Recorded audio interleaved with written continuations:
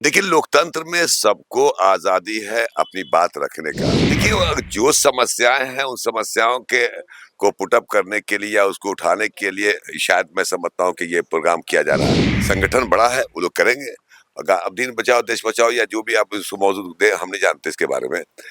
हर आदमी को, हिंदुस्तान के हर नागरिक को अपनी बात रखने का हक है। और ये इसको सरकार के पक्ष में हो या सरकार के विपक्ष में हो, लेकिन हमारी सरकार सबको लेके चलती है, इसमें कोई दो राय नहीं है। नमस्कार, मैं हूं देवांशु। आप देख रहे हैं न्यूज़ फाउंडेशन। इस वक्त हमारे साथ बात करने के लिए बिहार राज्य सिया वक्फ बोर्ड के अध्यक्ष अफजल अब्बास हैं और इस वक्त जो है हम मौजूद हैं बिहार राज्य अल्पसंख्यक आयोग कार्यालय के बाहर। अगले महीने पटना के गांधी मैदान में इमारत सरिया की तरफ से बड़ी रैली का आयोजन किया गया। देखिए, दीन बचाओ देश बचाओ रैली के बाद ये उनकी सबसे बड़ी रैली होगी गांधी मैदान में। 4 राज्यों से लोग आएंगे जहाँ पर उनका संगठन है कहा, और ये कहीं ना कहीं ये होगा तो सरकार के खिलाफ ही।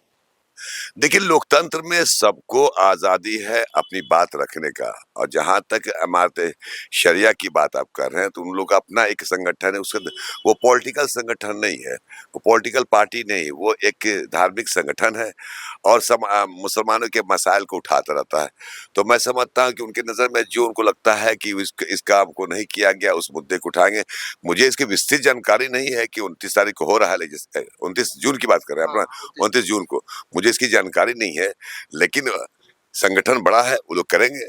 अब दीन बचाओ, देश बचाओ या जो भी आप इसको मौजूद दे, हम नहीं जानते इसके बारे में। हर आदमी को, हिंदुस्तान के हर नागरिक को अपनी बात रखने का हक है। और ये इसको सरकार के पक्ष में हो या सरकार के विपक्ष में हो, लेकिन हमारी सरकार सबको लेके चलती है, इसमें कोई दो राय नहीं है। सबके मसाइल को सुना जाता है। नीतीश कुमार जी ने के बारे में आपको बताने की ज़रूरत है, एक बड़े पत्रकार हैं आप, कि उनके पास कोई वोट की राजनीति नहीं है, समाज के हर तबके के उत्थान की राजनीति होती है। लेकिन चुनाव से 3-4 महीने पहले अगर इस तरह की रैली अगर पटना में होगी तो मैसेज नहीं जाएगा मुसलमानों में, बिहार के मुसलमानों में नीतीश के खिलाफ?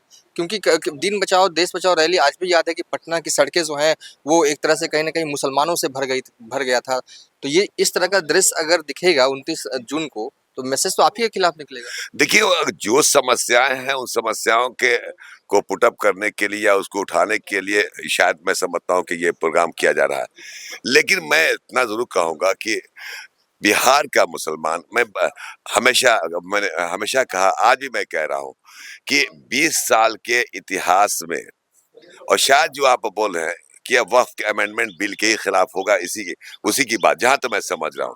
लेकिन मैंने खुद कहा है कि इसमें जल्दबाजी में उठाया गया कदम था, लेकिन पार्टी का निर्णय ले, उसके बावजूद भी मैंने ये भी कहा था, आज भी मैं कह रहा हूँ कि आज़ादी से लेके आज तक ये चैलेंज है मेरा, कोई मुसलमान, हर मुसलमान कहता है, जितना नीतीश कुमार जी ने अक़लियत समाज के लिए काम किया, चाहे कांग्रेस से लेके आरजेडी तक किसी ने नहीं किया।